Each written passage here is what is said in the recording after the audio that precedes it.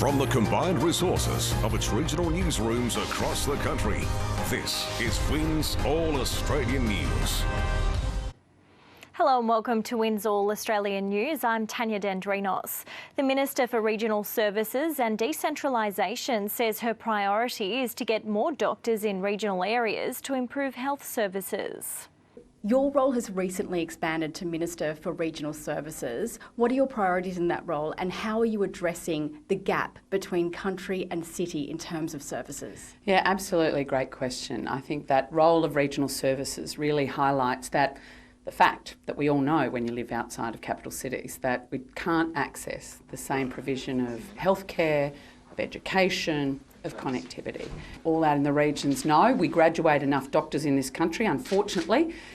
They're not living out amongst us. So we were able to hand down at the budget a $550 million Stronger Rural Health Workforce Strategy, which over time is going to see an additional 3,000 GPs out practicing in the regions. And we're going to achieve that with a raft of measures, but one of the main ones is we're going to train people out in the country. We had the Drought Summit last week.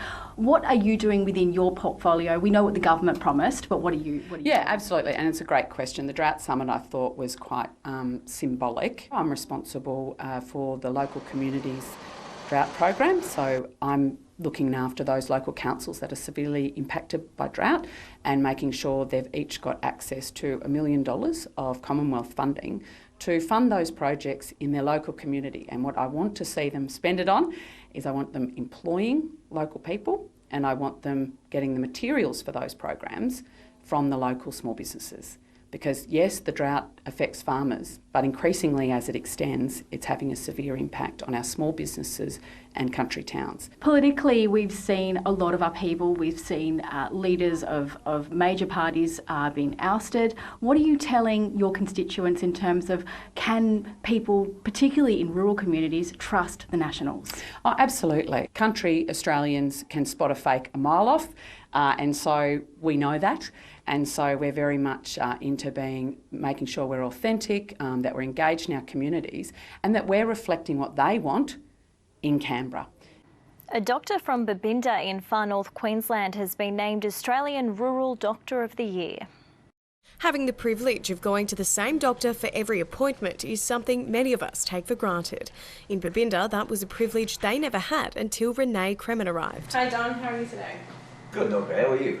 I came here for 12 months originally to then return to Cairns to do an advanced skill, and I didn't leave. Dr Kremen has been named Australia's Rural Doctor of the Year for her work across 4 different departments at Babinda Hospital. The nomination that I've received has been through dedication to a rural community, longevity in a community, and also dedication to training junior medical students. She made the move down to Babinda 7 years ago, and after seeing the positive changes a permanent doctor had on the community, she said she just couldn't leave. I get a lot of enjoyment out of the challenges that each new case can bring, but also the changes that you can make to patients' lives. Dr Kremen never expected to receive such a prestigious award, but her colleagues weren't at all surprised. She's a great mentor, she's a great teacher. She goes to an enormous amount of trouble to really teach them. Lucy McLeod, WIN News. The first Fly Corporate passenger aircraft has landed at the New South Wales Illawarra Regional Airport in the lead-up to regular passenger services beginning in a fortnight. Estimating short final, 5-9er, 4 knots. The dawn of a new era in Illawarra aviation. Fly Corporate touching down at Albion Park as it puts the finishing touches on preparations for its first passenger flight. The last couple of days, and I've been exposed to this myself, the bookings are going through the roof, and we're really delighted that people are actually taking notice of what we're doing. The airline showcased its Saab 340 B-Plus aircraft today, giving the community a taste of what to expect when services begin on November 12. 34-seat aircraft, configuration 2 seats on the right, 1 on the left, very comfortable, very economical aircraft. Andy Armitage has been a pilot for 40 years and says Fly Corporate's aircraft suits the Illawarra well. Turboprops are much more manoeuvrable than the bigger jets. They don't take up so much space.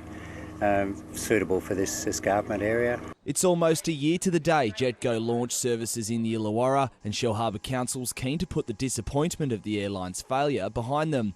The Mayor hopes to create a bustling airport with a range of services and says Fly Corporate is the company to make it happen. What we want to do as a council is make those services available, because we have a fantastic airport and we want to utilise it. Jordan Matthews, We News. Youth is on the side of the newly elected Mayor of East Gippsland in Victoria. With hearts in mouths and a room of ratepayers on the edge of their seats, history was made in the East Gippsland Shire Council chamber. Councillor O'Connell has been elected Mayor. Omeo-based councillor Natalie O'Connell taking the top job after a vote split forced a random draw. I'm very excited and humbled to be at the helm of East Gippsland Shire for the next 12 months. The fourth-generation High Country resident takes the reins from outgoing Mayor Joe Rottino, who today reflected on his mayoral duties, particularly efforts to get East Gippsland aid during times of drought. Just asking for our fair share out here, reminding them that, you know, East Gippsland exists. We've done the same in Canberra recently. Councillor O'Connell's appointment marks a momentous milestone for the East Gippsland Shire Council. Not only is she the council's youngest ever mayor, but she's also the first from the Omeo region. Extremely privileged and honoured to be able to do that, and I suppose give a voice to those outlying centres that don't normally get sort of front stage. She'll bring a unique perspective of a young person, a young mum, a young family. Councillor John White will take up the role of Deputy Mayor from Mark Reeves. Louis Gillett, Win News. A Central West New South Wales chicken has gender transitioned from a hen to a rooster, and vets say it's more common than people think. This is not your average spring chicken. Roaming the roost, this former hen has turned cocky. Owner Ellie says after 4 years of laying eggs, the hen chickened out and instead started crowing. His plumage has changed. You can see that his comb is bigger, his neck's just gone like a rooster, spurs on his feet, and his tail is just starting to come up. Veterinarian Daryl Elphick says transgender animals are not unusual. He says animals can be born with different chromosomes or hormone imbalances. Basically to do with the hormone levels. So if you're not producing estrogen, the testosterone levels increase. But don't count your chickens. Gender transitions are also common in other species. Pheasants and peacocks will do similar things when something happens to the hormone levels. Fish do it, fish are known to do it, some species of lizards. And for some animals, gender transitioning is a survival mechanism. Some young male monkeys develop female characteristics so they don't get kicked out of the herd. If you see a similar change in your pet, Daryl has one word of advice. As long as they love their animals and they're the same, it makes absolutely no difference. It doesn't matter. Matilda Hughes, Win News. And we'll be back in a moment with more All Australian news, looking at issues from far and wide.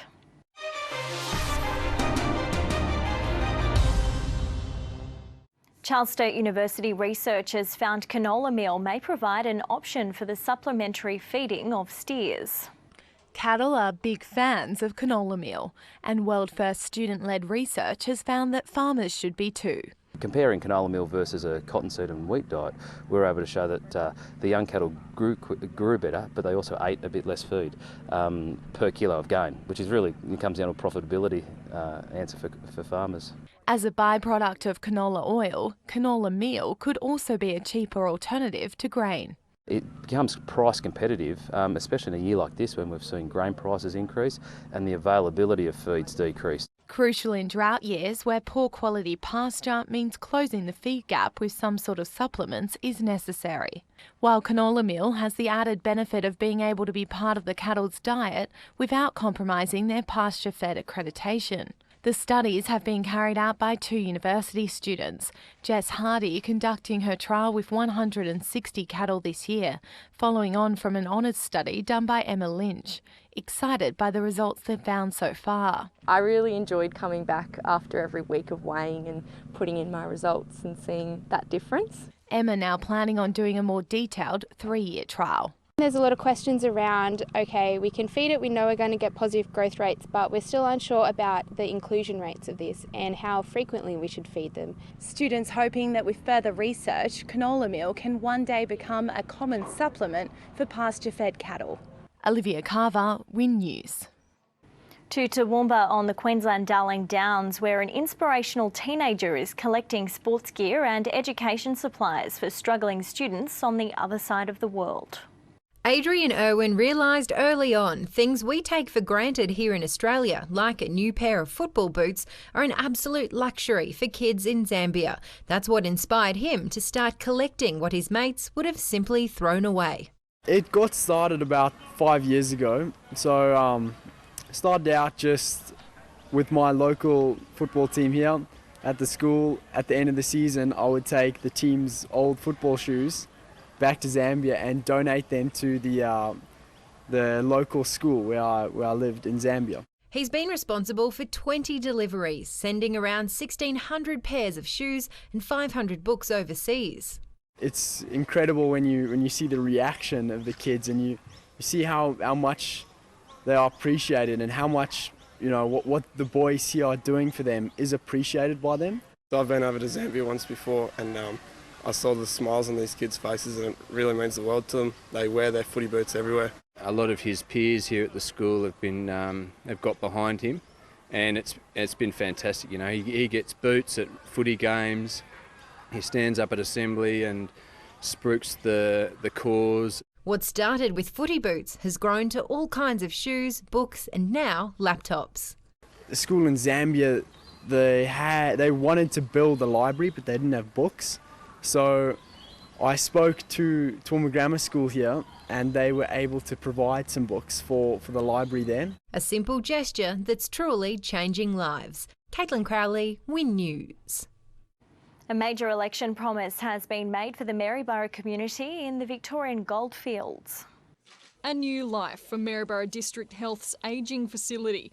$100 million promised for 2 new buildings, more beds and another operating theatre. Another 1,500 local specialist appointments would also be funded. That's 1,500 trips that locals don't have to make to Melbourne, to Bendigo, to other bigger centres. They'll be able to get the care that they need close to home. Staff have been pushing for the upgrade for months. Again, overwhelms the staff and sets a great deal of confidence for our organisation moving forward. It's the first Central Victorian stop on Labor's election bus tour, but the Premier and Health Minister's visit wasn't without a surprise guest. Current Ripon Liberal member Louise Staley also made an appearance to match Labor's pledge. We will give them the facilities, the 21st century facilities, that their patients and their staff deserve. The opposition's promised to implement the master plan exactly as is, with both parties planning to roll out the upgrade in stages. We were just waiting really for the costings and now we have them and we can absolutely commit. We get on and get the job done. Say what you do and do what you say. Casey Lodge, Win News. This is Win's All Australian News. A thrill for pupils at Red Hill Public School in the New South Wales riverina city of Wagga as a Navy Bell helicopter landed on the school oval. Red Hill Public students couldn't contain their excitement as a Bell 429 Navy chopper landed at their school. The Navy's arrival shaking up their day-to-day routine. It was really exciting. It was like we haven't had anything that exciting at our school before. It's very rare and it doesn't happen every day.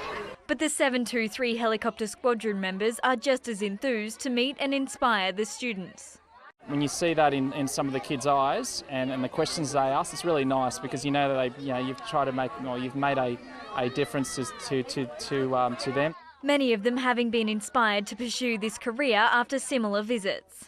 I was inspired to pursue a flying career quite early on. I remember when my fire was lit to try to work towards this career. But some students already had plenty of inspiration to join the Defence Force. My dad inspired me to do it because he was in it for 9.5 years. Shifting from the back seat to the cockpit will require dedication. It's hard work, it's a challenge, but with a challenge come great rewards. see different parts of the world, you work with some great people, and it's quite rewarding. The visit also a great opportunity for regional students to learn more about the Navy. My class got to have a few of our questions answered in class. Jenny Archstall, Win News. The most stressful part of the year has started for senior students in Victorian schools. A few nerves as VCE students wait for their English exam. I kind of feel a bit sick, but that's all right. It'll be all good, I guess. A bit nervous, but I suppose what would be would be. Excited, just can't wait to get it over and done with. Then came time to sit the 3-hour test. It entails 3 parts where they need to write 3 essays in that time, as well as read an unseen text for Section C. So it's really challenging in that time. They need to really manage their time well. The preparation's been immense. Teachers proud of their students' effort. As long as you've turned up on the day and you can say that you've done the best that you could possibly do, that's the best outcome that we can hope for all the students. Obviously, we really want to, as a staff, ensure that they get the mark that they need. And finally, relief as students come out the other side. Relief is probably the biggest emotion I'm feeling right now, but knowing that I suppose English is the biggest hurdle of the exam period. They've worked hard throughout the year. They're supported by their teachers and their families, so I think they felt confident eventually once they got in there and would be able to do a good job. But the celebrations can't be too wild. There are still 3 weeks left of exams before VCE students are completely finished. Basically, it's good to sort of get that out the way so that, we've got a lot of other subjects now, so one out the way at least. Stephanie Dalla, Win News.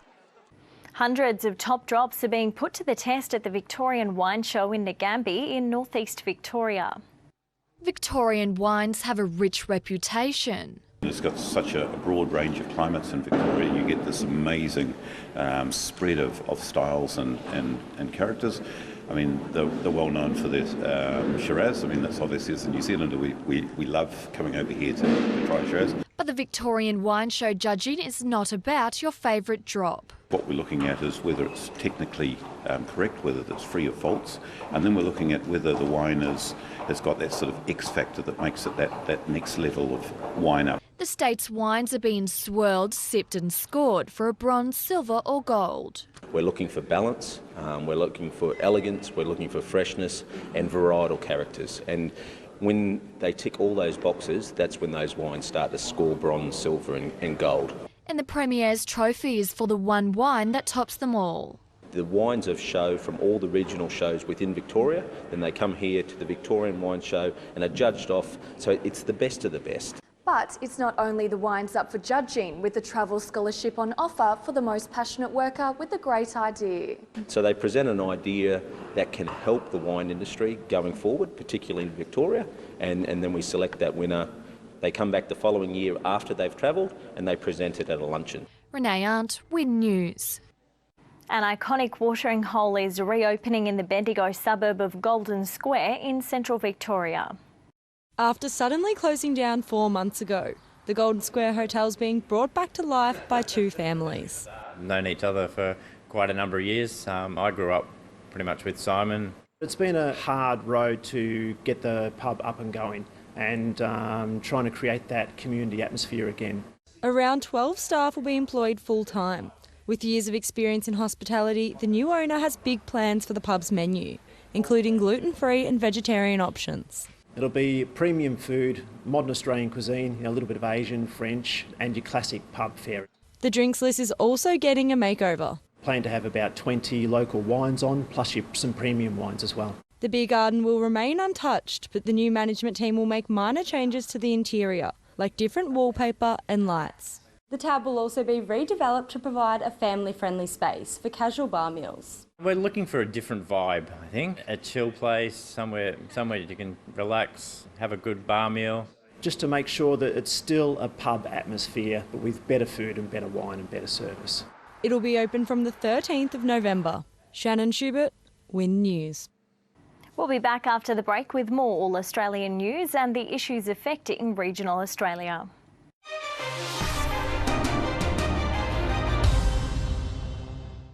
A national program starts next year to encourage small businesses in regional Australia to take on apprentices. One needn't walk further than the local hairdressers to see how tough it is putting on apprentices. There's a huge shortage. You know, the hairdressing industry is in dire straits. We don't have enough staff. We can't find enough staff. Cooks, plumbers and welders are also in short supply, just to name a few. Now the government's stepping in to help fill the void with a new $60 million trial. From next year, regional small businesses will be subsidised to take on more apprentices. A business will receive 3/4 worth of the wage for a first-year apprentice, then half the wage in the second year and a quarter in the third. Look, we know that a lot of people leave regional areas to look for work, so having the extra incentives around gaining apprenticeships in regional areas is really welcomed. Government says the trial will create up to 1,600 new apprenticeships in areas of skill shortages, in what's being hailed a win-win for small business and young people. We want to have them in here. You know, it sets them up for life, gives them a good job, gives them stability. They'll be able to buy a house, you know, raise a family. I think anything that lifts the profile of vocational education and training and demonstrates to young people that it's a great pathway, generally I think it'll help across the board. John Nelder, Win News. A Central West New South Wales SES volunteer has been honoured with a life membership after 50 years of service with the Orange Unit. Since he was 14, 66-year-old Kim Stevens has been a jack of all trades, volunteering with the Orange Unit of the State Emergency Service. He's now been recognised for his 50 years of volunteering with a life membership.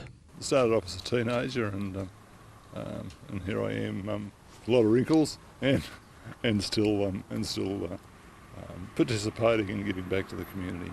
With a love for radio communications, Kim started out in the control room. Ready for that deployment to head out. However, throughout his 50 years, Kim has done a number of things with the SES, some more memorable than others. The thing that immediately comes to mind, I guess, was the Sydney hailstorms. It was very a large operation over 6 weeks. I think we were down there. It's a family affair. Kim started volunteering with the SES with his father, and now his own son Robert is also a volunteer.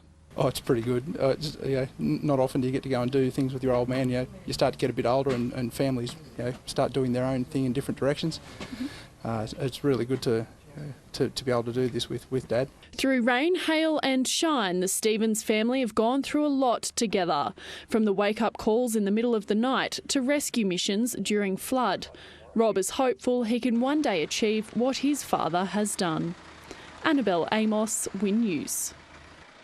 A stalwart of New South Wales Southern Highland Show Societies has been honoured for his contribution to agricultural shows. A name inscribed in brass at the entrance to the Robertson Showground. Small recognition for the man who has helped to make wonderful memories for locals for the past 50 years. Ken Sharp played many roles during his time as part of the Show Society. Grounds manager, vice president and chief ring steward, just some of the hats he juggled before his retirement. He was also the driving force behind the completion of the amenities and new showground lights, which changed the way that the showground was able to function. People can see that you're a fair dinkum and doing something makes a hell of a difference. The dedication of the Robertson Show gates, funded by community members as a thank you. His influences, one of them is stability. I mean, if you get somebody who's prepared to give 50 years, then you know you can rely on that person. And even though he's retired, when showtime comes around, Kenny still... Kyla Rose Booth, Win News. An Albury High student has been chosen for the New South Wales School Spectacular Orchestra, playing the cello. Ailish Jorgensen's been playing the cello since she was 3.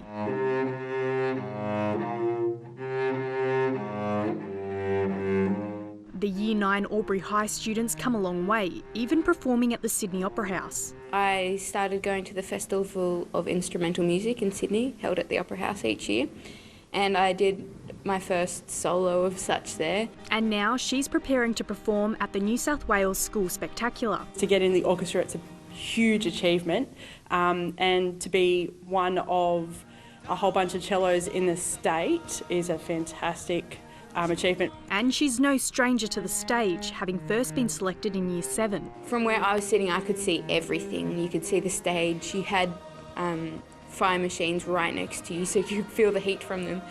It was just an extraordinary experience. I loved it. This year's performance will be based on The Greatest Showman. It's pretty surreal how fast you have to learn it, but it comes together so extraordinarily because there's such amazing musicians up there. Performing next month at Sydney Olympic Park in front of thousands. It is a massive stadium, so the kids pack out a lot of the stadium with the mass choir and orchestra and all of the kids on stage, but then the rest is purely audience. Michaela Ortolin, Win News. This is WIN's All Australian News. Aussie biscuits are enjoyed by people across the nation, and a new factory has opened to meet production demand. Cutting into a new chapter, community members celebrated the launch of the new Aussie Biscuits factory today. Brad Lacey from the House with No Steps says the expansion will generate at least 12 extra jobs and create greater business opportunities. Well, we'd like to be able to take that further and certainly get a location such as Sydney and a lot more motels there. We'd like to look at some supermarket opportunities, and then we'd also like to be able to look at perhaps airlines as well. This nifty new oven bakes 1,600 biscuits at a time, creating more than 60,000 biscuits per day. This new equipment will allow this humble business to increase its production. For the first time, customers can now purchase biscuits in store. It's a vast change from how business began in the 1970s. Kevin Green has worked for Aussie Biscuits since it first opened, and 42 years later, he hasn't lost his love for it. I just love working here. Kevin's attitude is contagious. I like working here because they're family. We all just have a good time, and it's not really like work then, it's just all getting together as a team and working together. These biscuits are made with love, and the cooks have a message for the public. Little butter biscuit, please! Woo! Matilda Hughes, Win News. More smokers are to be found in the Grampians area in Western Victoria than anywhere else in the state. The Grampians is often known for its sweet country air, but it appears more and more residents are inhaling something far more toxic. The reality is that there's absolutely no safe level of smoking, so no matter how often you smoke, you really should be stopping for the sake of your health. The latest Victorian Population Health Survey shows more than 1 in 5 adults in the Grampians region are smoking, making it the highest rate in Victoria, and it has health professionals concerned. As you go out more rurally into the Grampians region, the access to services aren't there. Whereas closer into Ballarat itself, there's more support. We have a smoking cessation program here at Ballarat Community Health, so people can come and get some individual support there. Quit Victoria has also recently been training more pharmacists across the state to try curb the trend. Go and talk to your community pharmacist. They can help you out with some products. They can also hook you into the Quit line, where you can get free personalised coaching to really make the most of your attempt to quit. And with the cost of tobacco on the rise, it's not only said to help your health, but ease the hip pocket pain too. Often that can be a trigger for people to think about their smoking behaviour and seek support to give up. Kate Lamb, Win News. Farmers in regional Victoria are asking tough questions about dramatic rate rises in some shires, but not in others. The Victorian Farmers Federation says enough is enough. It claims the state-imposed rate capping system, now in its 3rd year, is forcing some shires to shift more of the rate's burden onto farmers. We've seen budget shortfalls and them thinking, well, hang on a sec, there's a chunk of farmland out there. That looks like a great pace to help tip up our budget. And that's creating all manner of pain at the farm gate. This year we've seen farmers open that bill to find a surprise somewhere between greater than 20 and greater than 50%. Now the Nationals have announced an independent inquiry if elected next month. And in the meantime, what we'll do is we'll impose a 2.25% rate cap on each of the rating categories to make sure that farmers are given a bit of relief over the next period of time until the rates review is done. The inquiry's been welcomed by the VFF, but contingent on the details. So what does it look like? Very importantly, what is the timing? When would we see action? And I guess after that we'd say, where are the other parties? Labor claims it's a review that would have happened anyway.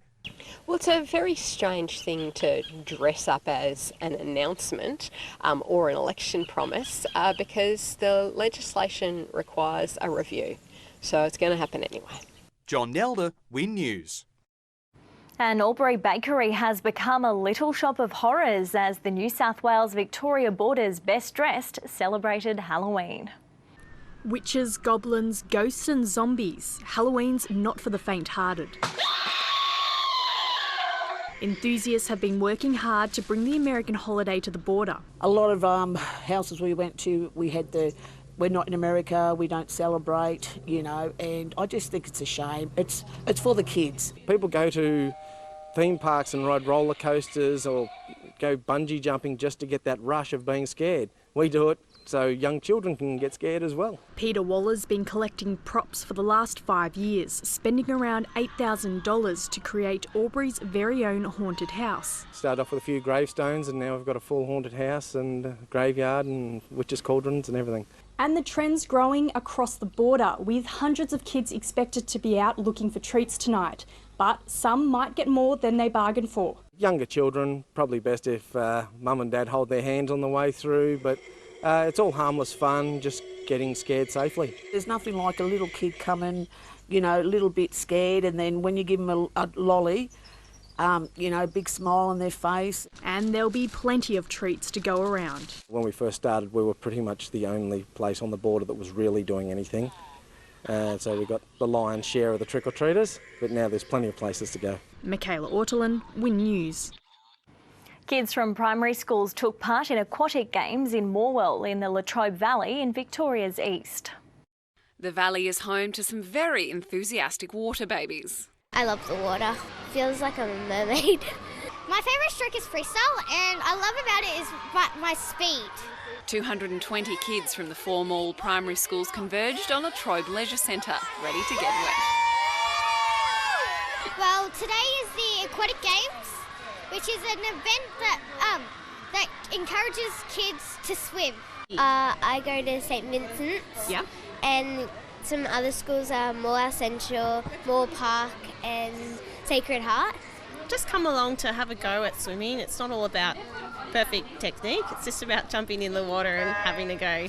Grades 3 to 6 competed in freestyle, backstroke, breaststroke and novelty noodle race and assisted freestyle. All people should know how to swim, whether they can use all their arms and legs or they can only use part of their body. It's important. Swimming is something very important to all Australians. We have a lot of water in our country and tragically a lot of people lose their life for not knowing how to swim and survive in the water properly. This is the event's second year after it started in response to the Hazelwood mine closure.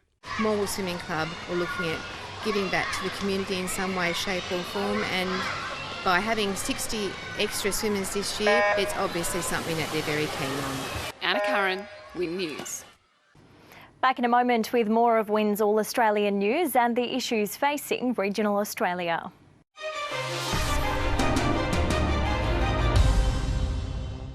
Golfers took to the green in Nianga Park in central Victoria in honour of the late champion player Jared Lyle. A sea of yellow swarmed the Nianga Park golf course this morning. Their annual Bendigo Cup Charity Day had special significance this year. Jared came to our club two years ago for the day, played golf with our juniors and some of the men, and then stayed for the evening and gave us a lovely talk. We found him a very gentle, humble man. The club is hoping to raise in excess of $1,000. All money will go towards the Charity Challenge, a charity that Jared Lyle was a proud ambassador of. Which is an organisation that raises money to support children with cancer and their families. So they're very supportive of those children. Organisers say they're incredibly happy with the turnout. Numbers are up on previous years. We've got a full field in today of 88 players and the weather's fine. I think it should be a great day. We get a great turn up and it's a beautiful day and I hope everything goes well for them. It'd be really nice. Competitions kept the players entertained. Everyone's, they pay their fees and we have a couple of other small competitions that are happening, a putting competition. And then everyone will play the 18 holes. Abigail Blakey, Win News. Some of the Far North's best dragon boat racers are off to the Pan Pacific Masters Games. The Cairns crew will join Townsville for this year's edition, giving them a shot at more medals than ever before. The North is going to be a force to be reckoned with at this year's Pan Pacifics. Cairns and Townsville will join forces to send a crew of 58 dragon boaters to the Masters Games on the Gold Coast. We went 2 years ago and we had great success and had a lot of fun down there as well. There's all the different sports, and in dragon boating alone there's probably over 1,000 entrants. Although the crew from the North didn't medal last time round, the clubs have been busy at work and ready to go one better. It was probably our first games or anything that we've been to as a team, and from then we've had a fair bit of international and Australian competition. Kim Murphy will be one to watch, selected for a training camp with the national squad and hoping to go to the world titles in Thailand. After I get through the camps, fingers crossed if I get through the camps, I'll be going over there.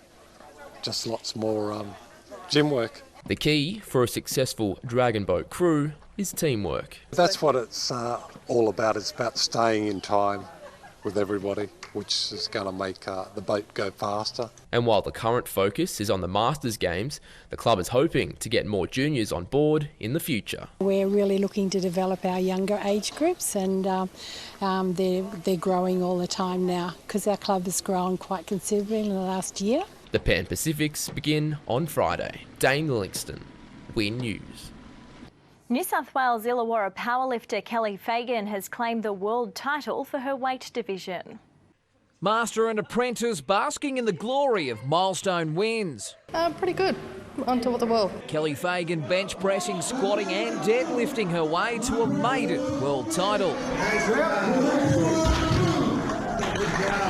A delayed start to competition in Virginia due to a hurricane and a below best performance, not enough to stop the Aussie juggernaut. 167.5 kilo squat, which was a few kilos below my best. 85 kilo bench press below my best, and a 190 kilo deadlift below my best. Tara Gripton claimed her first national title in Melbourne. From squats, from the openers, everything went smoothly to bench and to deadlift. I got PBs on all my lifts, so I was really happy. I couldn't be any happier. Kelly, an important role model for Tara. Ever since I started powerlifting, Kelly was my inspiration. When I first started with Joey, I used to see her at the gym, nervous, thinking, oh my God, I'd love to be able to be that strong one day. The pair will have a well-earned break from competition before planning a defence of their titles. Corey Hammond, WIN News. Collingwood AFL recruit Erica Fowler has returned to her home patch on the Sunshine Coast in southeast Queensland to inspire others to take up football. Back to where it all began, handballing these kids some life-changing lessons. I guess I've come back to Flinders today just to show my appreciation for everything that they offered me, being educated here, I guess, for 13 years. Erica Fowler works as a paramedic in Brisbane. Her other passion is on the footy field. She started out playing rugby sevens, this year making the switch to AFL. It wasn't long before one of the elite clubs, the Collingwood Magpies, came knocking. I never expected to be drafted to anywhere, realistically. I was just kind of trying to create myself an opportunity somewhere else and just get that greater exposure. Erica is one of a handful of coast locals blazing the trail in the blossoming code. At Matthew Flinders College, they couldn't be more proud. It's always exciting to have any ex-student coming back to the college, but I think to have someone who has just been recently drafted into the AFLW program, as Erica has, makes it especially so. Erica returning to encourage young girls and boys to chase their dreams in the classroom and on the park. I'm currently the only girl that's playing AFL for club and stuff here, so it's really cool to think that. Oh yeah, seeing her on the TV, she used to go to Flinders, she used to go to my school. I think some of the girls who are sitting in the room today, they won't even consider AFLW as a possible career. So for them it's going to open their eyes, not only to playing in that sport, but all the other opportunities that are available. Laura Gardner, WIN News. The Brad Jones racing team is preparing for the next round of Supercar racing in New Zealand. Pukekohe is an important round for the Brad Jones racing team. New Zealand was home to their former driver, the late Jason Richards, whose name now adorns the trophy for the best overall driver at the Auckland Super Sprint. JR is still very close to us as a group. Bridie's won it before. It'd be fantastic to be able to come away with that again. It's traditionally been a good round for the BJR team. Tim Slade finishing 6th last year before he was rear-ended in the second race. Now, the team's hoping the number 14 driver will come into this weekend's race with some confidence after recent success outside the Supercar series. He's been to Asia a couple of times. He had a very good weekend there. Lap record, won the race. It was a great result for him, so hopefully he'll bring some of that back. Twin liveries have been unveiled for Slade and Nick Percat for this weekend's racing. Meanwhile, the hunt's on for the team's third driver for next year, following Tim Blanchard's announcement that he'll step down as a full-time driver. That's a cool drive decision about what goes on there. They own that licence. It's their sponsorship, it's their money, so they'll come up very quickly with a solution. I think they're looking at 3 or 4 different options at the moment. Practice laps begin at Pukekohe tomorrow with the 2 races over the weekend. Mark Blackman, Win News. New South Wales Illawarra hill climb racing veteran Wayne Penrose has won a 3rd Australian championship in the sports sedan category. Wayne Penrose showing off his pride and joy, which has earned him another Australian hill climb title. We raced our VW Superbug Phoenix in the sports sedan category, 3 litre and over. Fortunately, come away with the win.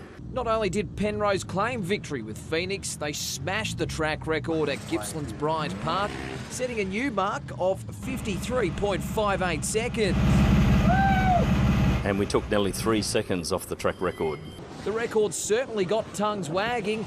Some questioned the eligibility of Phoenix and some of its specifications. But I got the all clear from CAMS and the eligibility officer at the track.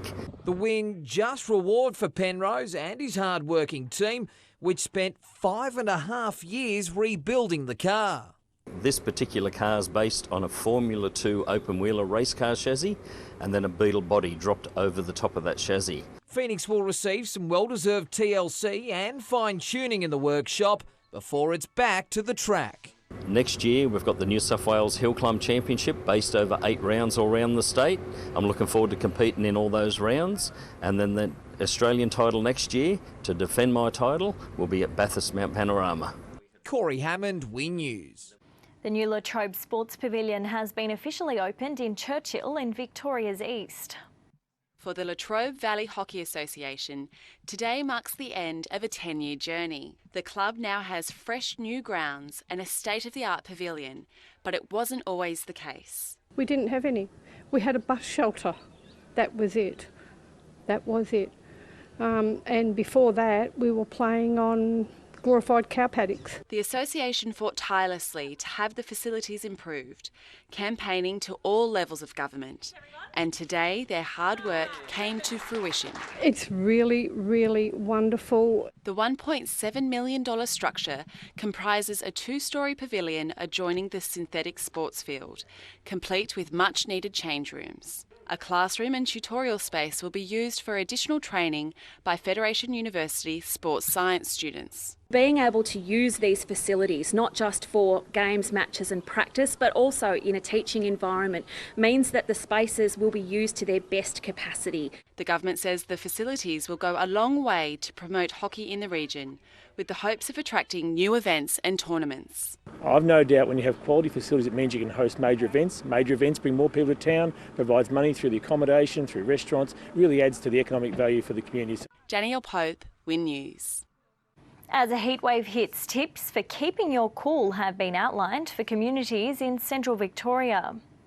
With race days and now some sunshine, it's finally starting to feel a bit like spring.